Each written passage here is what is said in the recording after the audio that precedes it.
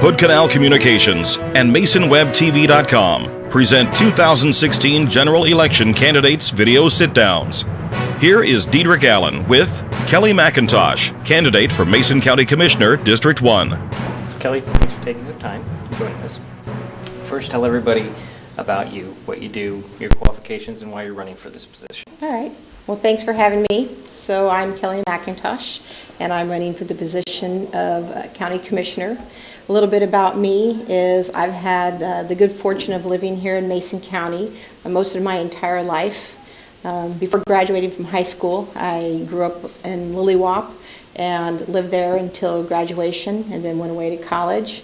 Came back here after earning my bachelor degree in political science and moved back to the Shelton area to be close to my family, and started working actually for a local attorney for a little while, doing some public defense work as her legal assistant, and then went on to Thurston County, started at the prosecutor's office, and then moved on to pretrial services. When my girls were little, we moved from Shelton up to Belfair, where the kids went all the way through school and graduated and played sports, and I've been in Belfair ever since. During that time frame, while working for Thurston County, I completed my master's degree in public administration. Knowing that I wanted to get involved with the community, I became a fire commissioner, and so for the past 15 years I've been a fire commissioner, which it used to be Fire District 2, and then 2 years ago we joined with District 8 and became North Mason Regional Fire Authority. So I feel that my qualifications for being a county commissioner are strong in that I do have an educational background in government and public administration, as well as having the experience as a fire commissioner. And on top of that, I am one of the only candidates here with regards to all of the candidates has a criminal justice background. And up to 65% of our county's budget is law and justice. And I have a vast knowledge of the entire criminal justice system, along with the courts and any kind of issues with probation, therapeutic courts, and jails. If elected, what would you like to accomplish in the next 4 years? One of the things that a couple of things I would like to work on. I think it's hard to accomplish anything individually. That's why I believe that teamwork is vital in being on the county commission. And that's a couple of things. Is number one, I think that leadership and partnerships are key to accomplishing anything with regards to our board and along with our other electeds. I also believe that having good communication with all the other electeds, as well as with the public, and bringing them in and making them a part of some of the planning that goes on. And I think that in order for Mason County to have a vision, we need a strategic plan. We need to have a roadmap of not only saying that this is where we want to go, but actionable items on how we're going to get there. And so my three key issues that I'd like to work on as being a county commissioner is having that transparent leadership and partnerships, having that communication piece, and then on top of that is working on that strategic plan. And what does that look like? Whether it's prioritizing government services that we're tasked with, and then where do we go as an entire community with regards to our natural resources, our economy, our education systems.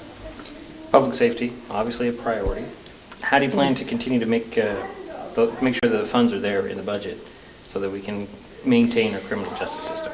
I think one of the biggest things that is difficult for our public safety right now in of itself is not only the mandates that a court has to follow, those being for both juvenile and adult offenders, but also for the fact that the sheriff's office does have the biggest portion of the budget. They do have a lot of mandates, and a lot of that also is made up of the jail.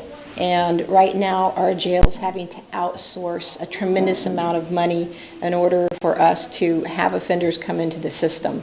It's maxed out at capacity. So I would look at our entire budget, especially the criminal justice budget, and set some priorities of what we need to accomplish. That may be right now having to pay attention to the jail and what are those jail needs. We're outsourcing so much. We've had a tremendous amount of turnover with regards to staffing. Having to retrain and rehire people is expensive. So I think we need to sit down and not only look at where are we right now in the short term with our jail, but where are we with the long term? Because the jail is the hub of getting any of those courts to be effective and accountable for both the city, the county, DOC, as well as the therapeutic courts. Do you think it's a good idea to build a new jail? I do. It may not be popular. I think it's really important that the community be a part of that conversation, because at the end of the day, these are tax dollars. And I think it's important for our community, both those within the city and within the county, to sit down and understand the role the jail plays. It's for folks who need jail therapy and those who also need it for that therapeutic piece.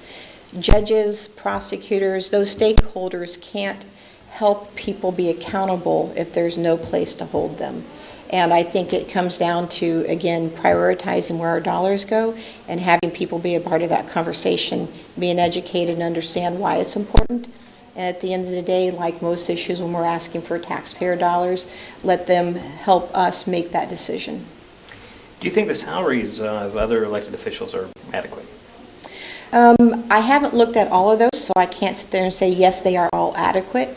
I will tell you that it's from my understanding that our elected officials are not on par with some of the appointed department heads in terms of what we would call CEO wages and salaries. I think is important that the Board of County Commissioners with staff look at all of the elected and department head salaries, look at what are their responsibilities, what are the liabilities sometimes in having to manage, what is their staff, and make that decision about where those salaries should be, especially for the electeds. I know one of the most controversial has been the sheriff, but I think it's important that when we're going to recruit and retain those department heads as well as those elected officials, many of those elected officials have to have a lot of experience and knowledge in those areas in order to run those operations, specifically the sheriff. And if you want people to promote within or leave other agencies and come here and run for those offices, I think that they need to be appropriately compensated. Would you support a citizen advisory panel of any kind in that way? I do. I've been on citizens advisory panels, and I think it's important that our people be involved in their government as much as possible. I'm a big proponent of that. It's a government, by the people, for the people, so it can be complicated and a little scary, so if you can bring more folks in and say this is how it works, and then let them be a part of the education process and take that out, and then when they're part of the process, I think you have more investment and buy-in. Okay, Kelley, that's all that I had written down. Do you have anything you wanted to mention or bring about in this conversation? One of the most important things that I think is important right now is I've been here in Mason County and lived in different parts of it my entire life. I've seen a lot of things change, and I've seen things not change. And I think it's really important that we have an idea as a community where we see Mason County going. Economically, recreationally. It's a beautiful place to live. I like it in its rural nature, but if we are going to progress with regards to our education systems, our economy, and our government, I think it's important to have all three of those components there so that we can have that strategic plan that says this is how we get to the next step.